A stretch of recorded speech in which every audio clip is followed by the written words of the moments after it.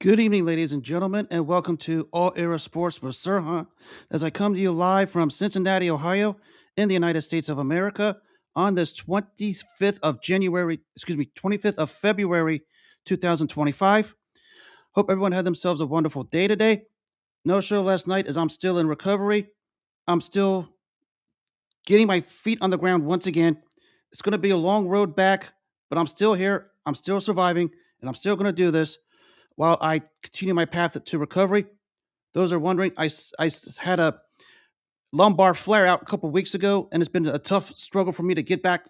I'm actually learning how to walk again to begin with, but I got my footing back for that, so that's a good thing. So, for those who are wondering, I am fine. I'm still here. It's going to take some time, but I'm here and I'm still going to do this.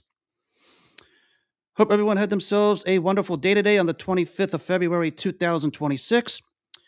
Tonight, we relive maybe one of the more jaw dropping, earth shattering nights to come across pop culture. And maybe in hindsight, it might be a bigger shock than the as it was when we first heard about it. This was a night that took place 62 years ago tonight down at the Miami Center in Miami, Florida. This was the heavyweight championship of the world between Sonny Liston and Cassius Clay in the first of their two meetings.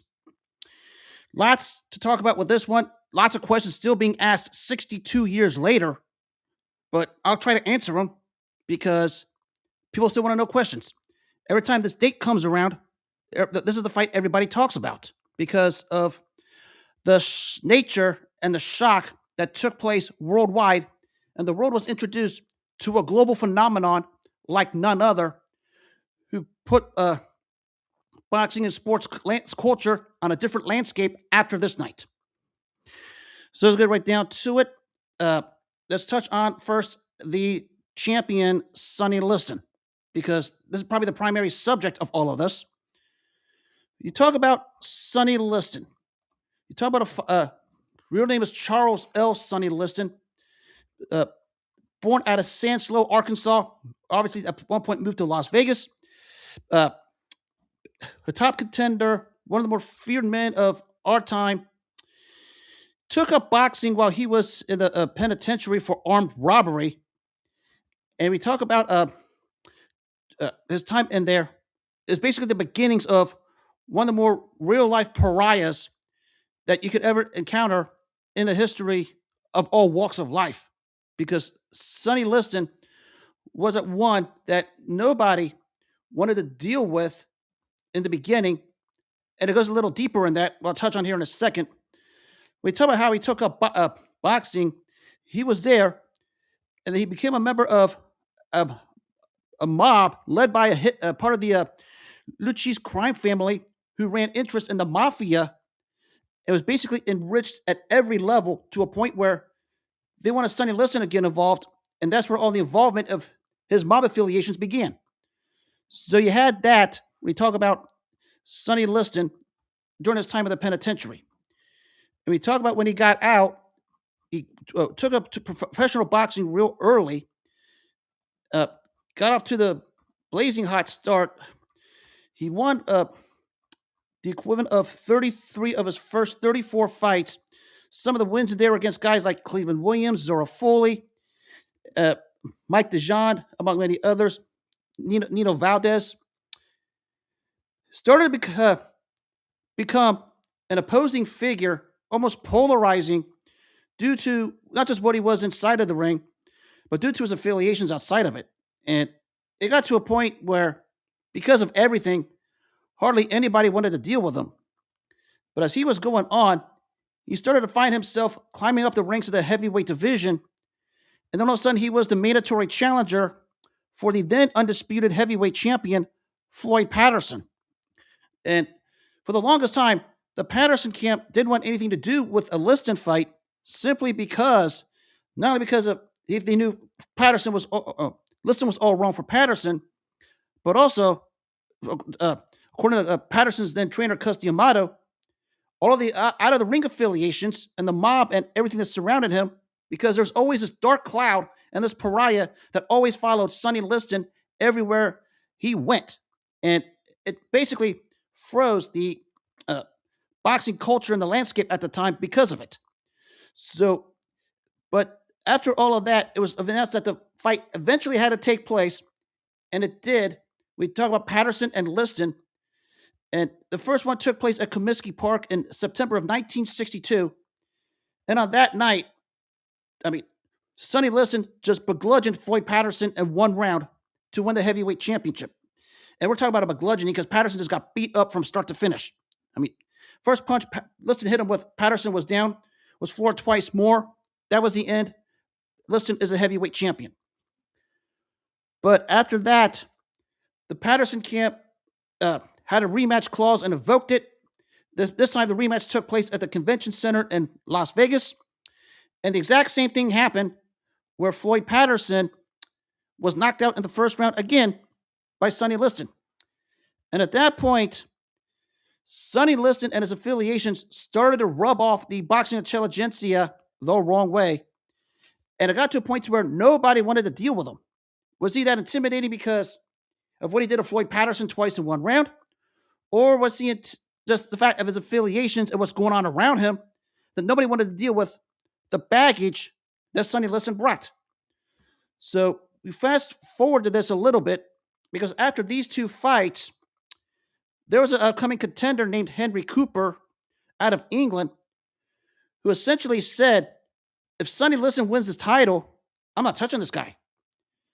And that should tell you how intimidating of a force Sonny Liston was for that period. Again, a lot of reasons for it, but nobody wanted to deal with Sonny Liston at all because of everything that surrounded him, the dark cloud, the vicious fighter that he was, the intimidating fighter that he was. And that's what we had with him going to this particular fight. Then we fast forward to the opponent, Cassius Clay. The 1960 U.S. gold medalist began his career, that's basically just won his first 18 fights, and then he got a title eliminator against the guy I mentioned, Henry Cooper, where essentially the winner is going to be the mandatory for Sonny Liston. And this took place on the night of June of 1963 over at Wembley Stadium in London, the backyard of Henry Cooper. And the story of this night, this was one of the wildest twists you're ever going to hear. Muhammad Ali was controlling the fight, but then a sneak left hook at the end of the fourth round by Henry Cooper drops Cassius Clay, and Clay beats the count, and the round ends. But in between rounds, it was discovered that one of Cassius Clay's gloves was cut open, and they had to have an extended time out to replace that glove. And because they did it, it took longer, and many thought it killed the momentum of Henry Cooper, who caught Clay with a perfect shot and put Clay on the seat of his pants at the end of round 4. So we have this little thing in round 4 where Cassius Clay is getting his glove repaired, giving him extra time to recoup because he was stunned quite good from that punch from Cooper. And because of that extra rest, as round 5 came along, Cassius Clay found a second win and basically just stopped Henry Cooper in the 5th round to win the title eliminator for the shot at Sonny Liston. And for Henry Cooper to basically say, I didn't want to fight Sonny Liston, to losing to Cassius Clay, it was a setback. But now we have the fun stuff that's about to take place because it was announced shortly after that it would be Sonny Liston versus Cassius Clay for the heavyweight championship live from the Convention Center in Miami Beach on the night of February 25th, 1964. Now, all of the pre-fight publicity with this, I mean, Cassius Clay, as brash as he was, you talk about this feared man that Sonny Liston was, Cassius Clay did everything to get into the skin of Sonny Liston in every single imaginable which way possible. The biggest one was, of course, calling it the battling of the bear when he featured Cassius Clay against some of the old Sonny Liston sparring partners. When you think about battling the bear, he was taunting him throughout this entire pre-fight hype because Sonny Liston was classified as a bear to his eyes, and it prompted all of the rhymes and all of the riddles that Cassius Clay loves to throw. We know how he was at that time. Some of them, of course, is then Clay lands with a right with a beautiful swing, and the punch raised the bear clear out of the ring. Now Liston disappears from view. The crowd is getting frantic, but our radar stations have picked him up somewhere in the Atlantic. That was some of the things Cassius Clay was doing to get into the skin of Sonny Liston because he wasn't intimidated. He basically said, I want him, and he got him. Taunting him every single which way with rhymes, taunting him every single which way with riddles. His antics were basically trying to get Sonny Liston riled up because of how much of an intimidating force Sonny Liston was. But Clay just kept going on. He basically said, Liston's an angry young man. And Clay knew it. He knew how to hit Liston's buttons. And that's what he's doing through the pre-fight hype. He just found a way to hit Sonny Liston's buttons, which is something nobody could ever do. And we talk about going to the weigh-in of the night before the fight. The outbursts continued, and he continued to taunt Sonny Liston as Liston was weighing on the scales. And basically, as they're about to weigh Sonny Liston, Cassius Clay says, "Bring that ugly bear on," and says someone. And then when Liston came on, Ali said, "Someone's going to die tonight," and he said, "You're scared," calling him scared among many other things. Cassius Clay was as brash as heck as you could possibly be, arrogant as you want to call it, against this intimidating figure. He had to find some way not to be intimidated by Sonny Liston, and he wasn't. Because that's what Cassius Clay does. And nobody did what he did to Sonny Liston prior to a fight. Because I said, nobody wanted to touch Sonny Liston. Cassius Clay said, I want him. And that's what he did. He got Sonny Liston in there, took basically just continued to taunt him, continued all the antics, continued everything. The casual observer thought maybe he was scared, but that's how Cassius Clay is. That's how Clay had to get going and prop up the publicity of this super event that's about to take place. And on this particular situation with the weigh-in, he basically said before the fight, yeah, I was a little scared, but I know how hard he hits, but I got to go out there and fight him. So Cassius Clay knew what he was about to get into when he talked about Sonny Liston. So we have the fight of February 25th, 1964. All of the verbiage, all of the taunts, all of the big bear taunts aimed at Sonny Liston. Now Cassius Clay has to back it up. And he has to, because he was an 8-1 underdog. An 8-1 underdog in 1964 is like maybe 25-1 today. Because Sonny Liston was rolling through the competition, and Cassius Clay just had a tough come from behind knockout against Henry Cooper, and many wondered if he actually had a shot against Sonny Liston. I think they pulled like 25 people, only 2 picked Clay.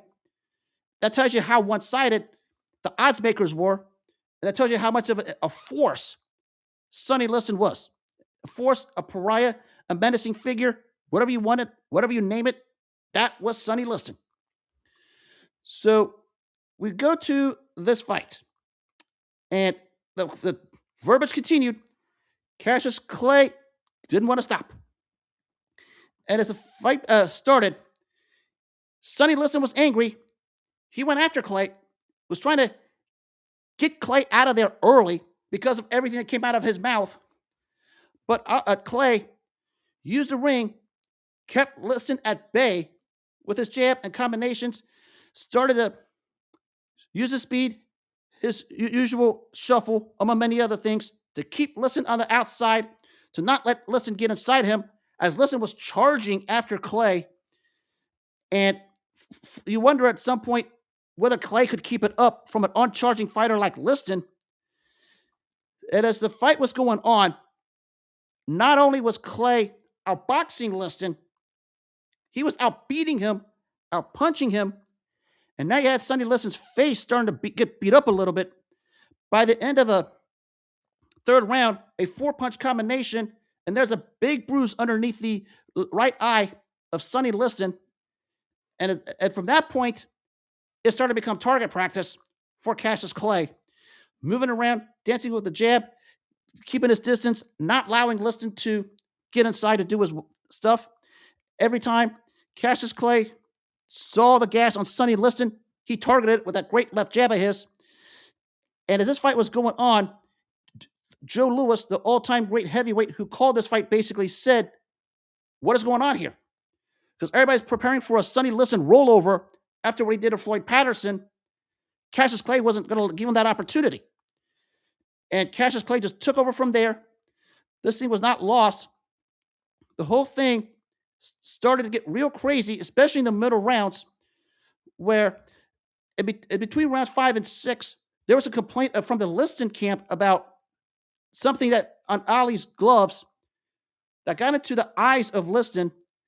And Barney Felix, the referee, went to the corner of Cassius Clay and basically said,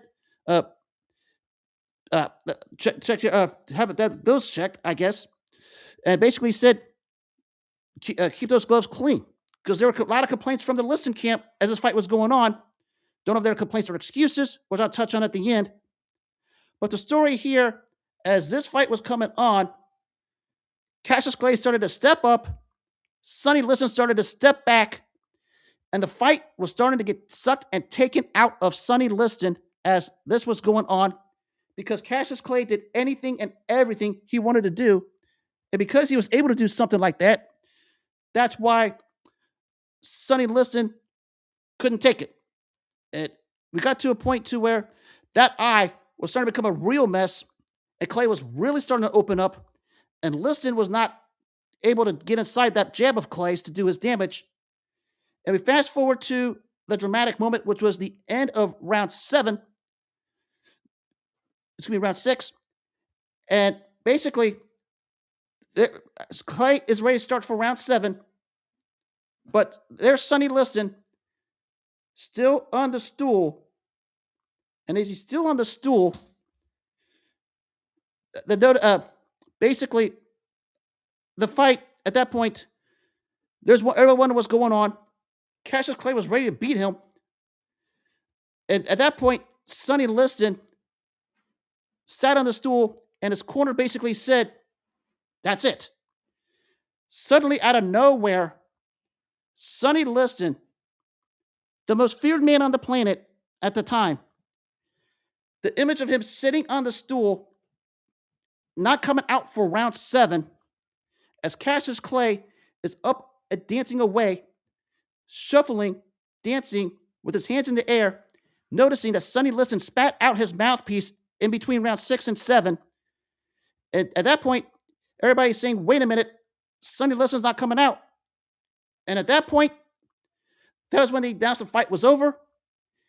And in the night that shook up the world, Cassius Clay, later known as Muhammad Ali, had his coming out party where he just outboxed, outfoxed, outslicked, and outfought Sonny Liston en route to a 7th round technical knockout win to become the heavyweight champion of the world in what was at that time the biggest upset in boxing history. Sonny Liston, the image of him sitting on that stool, was probably one of the more polarizing, one of the more earth-shattering events at that time, given how this guy was just a menacing figure and nobody wanted to face him.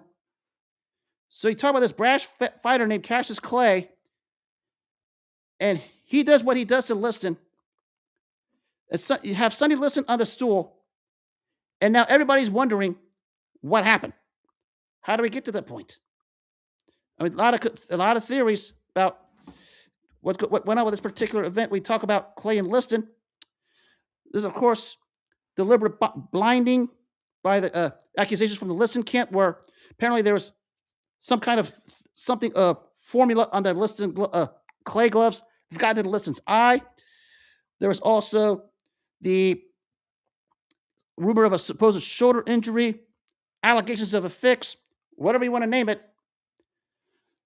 But Sonny Liston was a case of he met his match. You could sugarcoat it all you want. They could push all their theories all you want. Sonny Liston just met his match, and because he met his match, he didn't know how to deal with it. That's why he wound up at the end of the way he did. It's not the fact that he lost, and he was losing every minute of every round for the most part.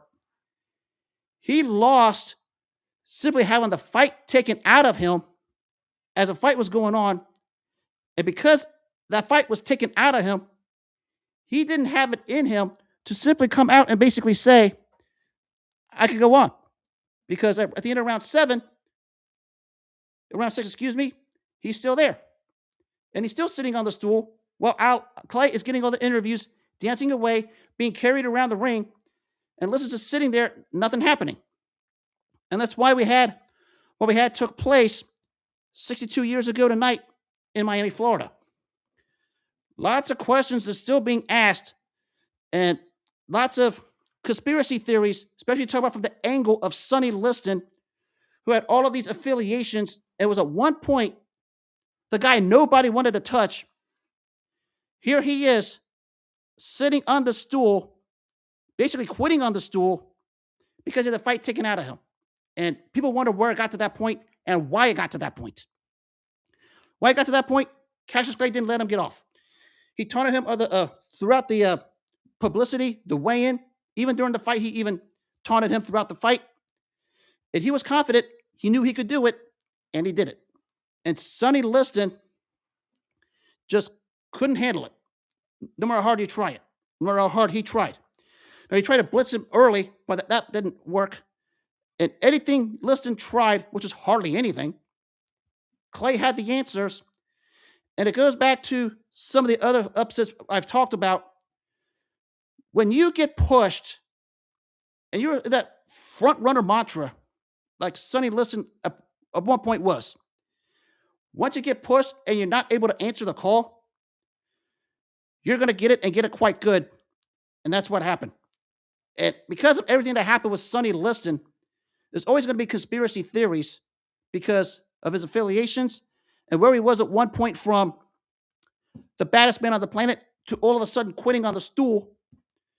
And that image you can probably Google it of Liston sitting down, quitting on the stool is still one of the more earth-shattering photos you'll see in any walks of life. And if we had this back in the 60s, it would have broke the internet because that's the image people were going to remember Sonny Liston for at that point.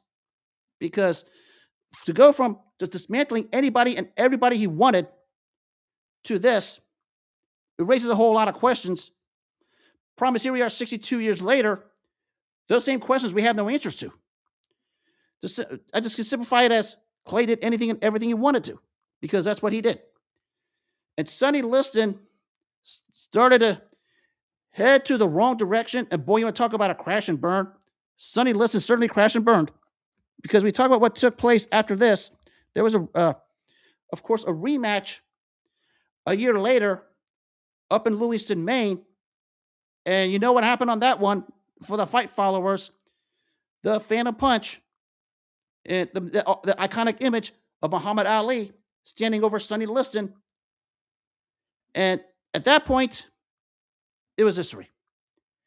Again, for the same thing, we talk about these two fights with Clay and Liston, the conspiracy theories. You can bust out all your theories you want. I mean, it's just theories. I mean, true or not, I don't know because I didn't live through it. But I could go by what the eyes say. What the eyes said was Cassius Clay just beat the fight out of Sonny Liston the first time. And in the second fight, even with that so-called punch that landed, which nobody knows is still landed today, just goes to show, once you get that fight taken out of you, especially an intimidating force like Sonny Liston, you're done.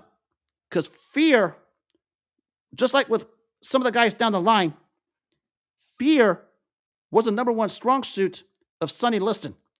Not just in the ring, but double because of his affiliations. And consider his background and coming out of the Missouri Penitentiary, you had a figure to where when he met his match, it was gone. I mean, I don't know if I would use the word invincible because he had one loss early in his career, but he was a machine, was trucking everyone. And we think about the two fight series with Floyd Patterson, where he blasted Patterson twice in the first round. It looked like he was going to roll over Clay. To the two fight series with Clay, where he quit on the stool and the Phantom Punch. Very, very polarizing to where it divides the fight community as to answer the questions what exactly happened. And here we are, 62 years later, living on the 62-year anniversary of this shocker as to what happened. I mean, what happened was Cassius Clay got into Sonny Liston's head, and Sonny Liston got angry, tried to go after him, played right into Cassius Clay's hands, because that's what Cassius Clay did to people. Certainly a shocker. And we talk about some of the great coming out parties in the heavyweight division in terms of championships and shockers. This one probably is the top simply because of who Sonny Liston was and how Cassius Clay was and what Sonny Liston was building. But the two fight series, because of how Sonny Liston quit in the first fight, maybe this might be the coming out party that shocked them all simply because it said Clay was the 8-1 underdog and no one gave him a snowball's chance. And he just gave Liston a boxing lesson and a beating to do it rather effortlessly in almost a performance of perfection. That's why he gets that distinction. And some of the others I can point to, of course, later on, Buster Douglas over Mike Tyson, almost the same parallels. The only difference was Mike Tyson didn't quit on the stool. He fought on like a man. This George Foreman-Joe Frazier fight, not as a big of a shocker, but the shocker was how quickly Foreman dismantled Frazier with the 6 knockdowns in 5 minutes. That's several of them. But we talk about earth-shattering shockers that introduce yourself to the world in the way that Cassius Clay did 62 years ago tonight in Miami. Can't find anything that's going to top that. For the simple reason that he spun it off to the rest of his career, and we know what that turned up. 3-time world heavyweight champ, the heavyweight of the 60s and the 70s, going back to his amateur days when he won the gold medal in 1960. And because of that, that shocker might be the coming out shocker, you want to call it that, of all time. Nobody in their wildest dreams thought this guy would win, let alone make Sonny Liston quit on the stool. And still, as I'm talking to you guys, I'm still reflecting that image of what happened to Sonny Liston on this night. That image of him sitting on the stool, looking like a defeated dead corpse, because that's what Sonny Liston looked like. How do we get to that point is still a mystery, and it was a mystery 62 years ago. And every time they mention Sonny Liston, there's always something that follows him. There's always this dark cloud, this mystery that follows him. And because of all of that, his career was more filled with question marks than it had answers. Because when you think about the 2 fight series with Floyd Patterson, 1962 knocked him out 1 round.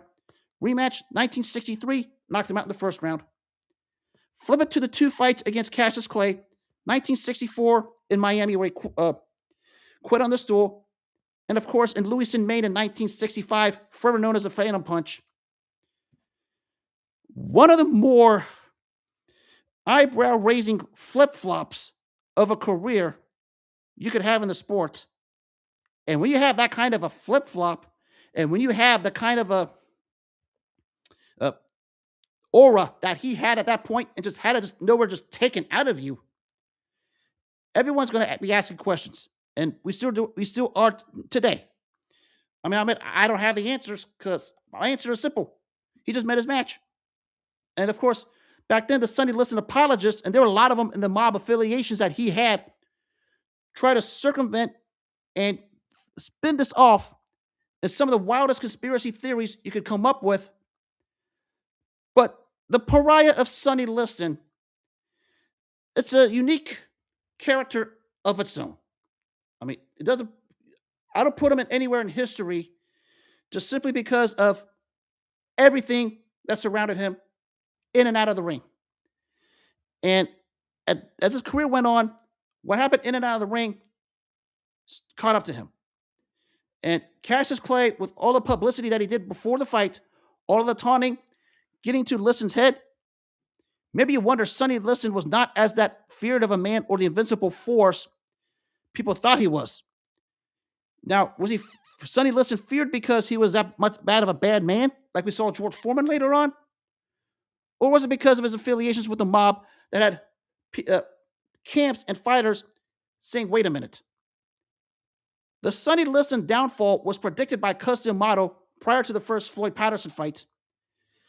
And we think about what took place 62 years ago in Miami, he was onto something because it was coming. And you can mask anything you want.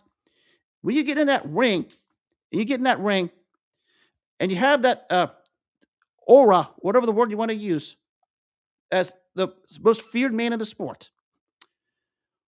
Once somebody breaks that fear and just shows no intimidation from it, once it's broken, it's done. That aura of the baddest man on the planet that was Sonny Liston was broken. Cassius Clay, as young and as brash and as whatever word you want to call it, as they come, that's what he did to Sonny Liston 62 years ago tonight. And with what happened with Sonny Liston before and after, forever raises questions. A lot of people put him in all this hypothetical talk. I put him on one category by himself as a pariah because it's still the mystery how his career wound up the way it did, and even a bigger mystery of how his life ended the way he did because people don't know what happened. And Sonny Liston was a character to himself. And because of that, that's why everything went the way it did. No matter how hard people could try to bust out their conspiracy theories. Once that, menace is broken for good, and that's what happened on this night. You're immortal. You're a human. That's exactly what happened to Sonny Liston. And they could bust out the accusations all they want. They could bust out the myths all they want. At the end of the day, Cassius Clay was never afraid of Sonny Liston. And when he came up from the canvas to beat Henry Cooper and said, "Get me Sonny Liston," he knew something nobody else did. The odds said it was as high as 8-1 at one point. And this event took the sport to a whole nother level because now Clay, eventually Muhammad Ali, started to become a global figure in ways that nobody could ever see any fighter. And of course, he took the sport to a whole new level and reached to the highest level of the greatest status that nobody could see coming. The status many thought Sonny Liston would get to had he taken care of business as the 8-1 favorite.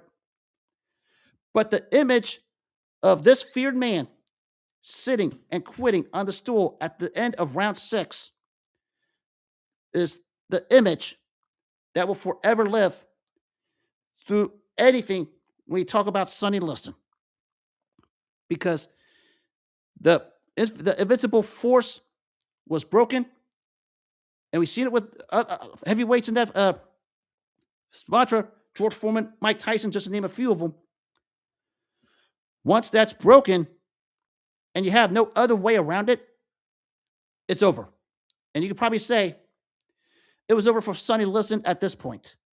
He just carried on through an inconsistent career afterwards until he was found dead in a hotel room in Las Vegas. A lot of mysteries, a lot of conspiracy theories again, because there's a lot of that with Sonny Liston.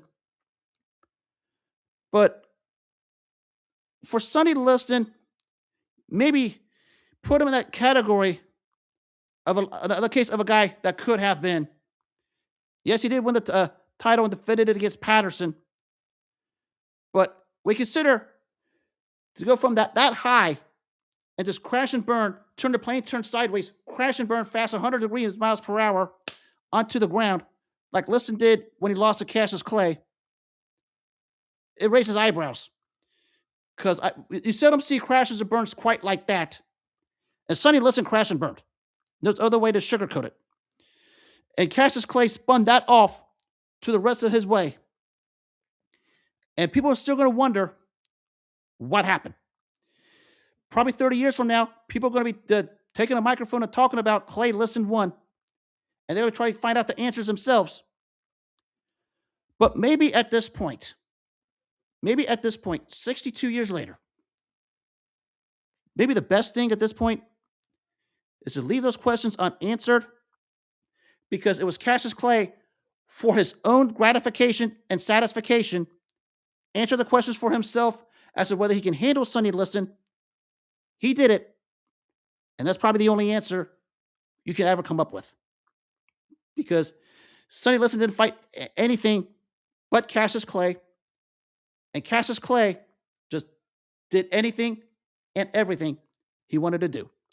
And the rest for him, as well as Liston, is history.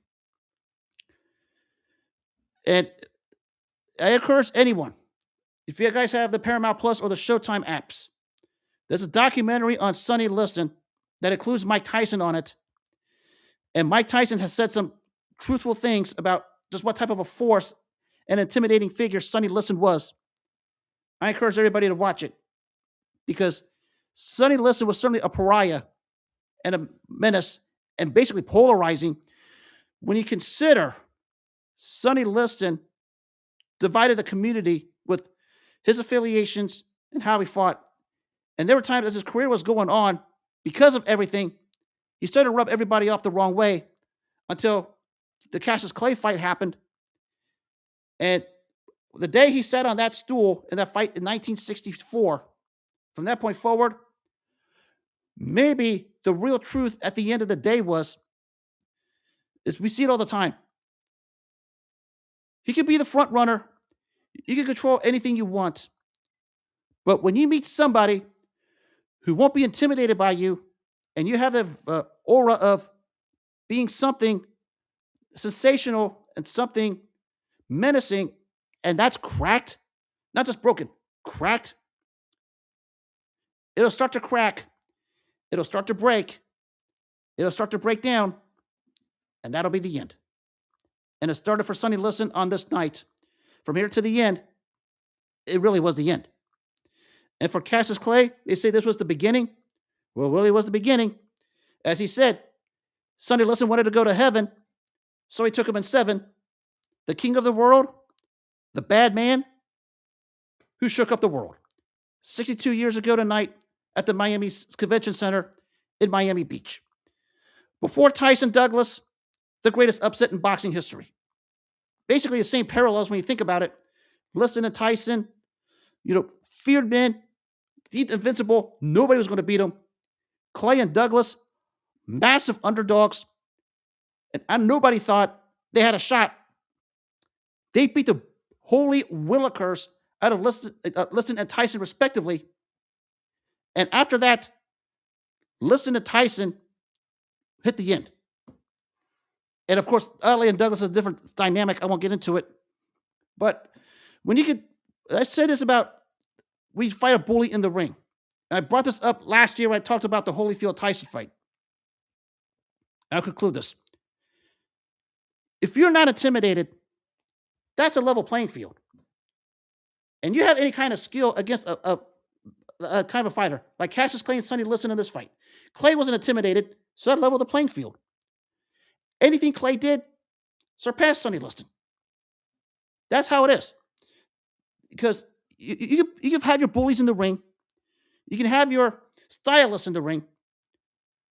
But if you're one of those guys who relies on fear bullying, like the way Sonny Liston did, and you meet a guy who's not afraid of you, and you can't alter your game plan or try to work around it, you might as well prepare for your end. And when that end comes, is not going to be pretty. And it certainly wasn't for Sonny Liston on this night because we still the image of Sonny Liston sitting and quitting on the stool at the end of round 6 because that's something nobody could foresee. Everybody's asking, how did this happen? It's simple. Cassius Clay beat him up, and he wasn't afraid of him.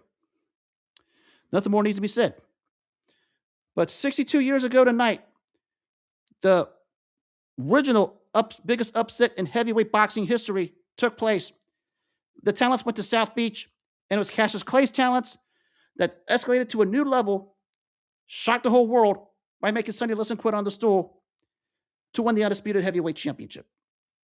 And you can bust out all your conspiracy theories all you want. We're never going to get the real honest answers because if we didn't then, we're not going to get it now. That's how the career and life of Sonny Liston is, was, and always will be.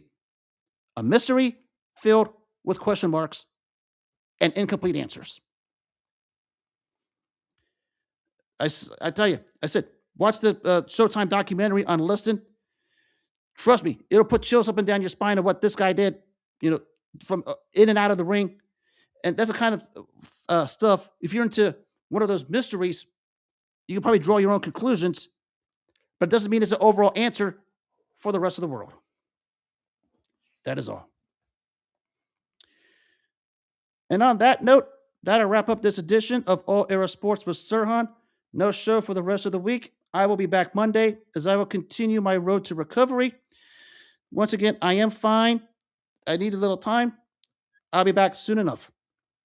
If you missed any of the show or any others in the past, you can listen to them on the iHeartRadio and the Apple Podcast apps, especially for the iPhone users. Apple Videos is coming soon. I am getting that set up.